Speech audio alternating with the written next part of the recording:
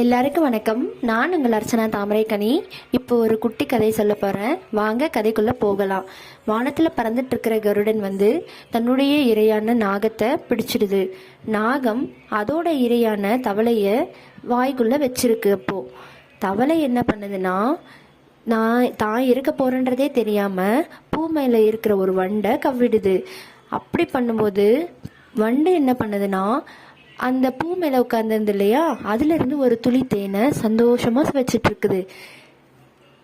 இப்போ இதுலேருந்து நம்மளுக்கு என்ன தெரியுதுன்னா, இறப்பு செய்தி எப்போ வரும், யாருக்கு எப்போ நடக்கும், எதுவுமே நம்மளுக்கு தெரியாது.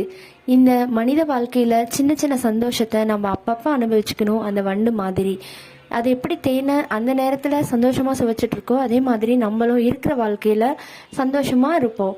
எதிர்காலம் என்னென்னு தெரியாத ஒரு வாழ்க்கை தானே மனித வாழ்க்கை. இதை விவேக சிந்தாமணியில் எப்படி சொல்லியிருக்கிறாங்கன்னா, விண்படர் கொண்டு கருடன் வாய் கொடுவரி நாகம் விண்ட நாகத்தின் வாயினில் வெருண்ட வன்தேரை மண்டு தேரையின் வாயினில் அகப்படு வண்டு வண்டு தேனினுண்டு இன்பமே மானிடர் இன்பம் அப்படின்னு சொல்லியிருக்கிறாங்க. நன்றி.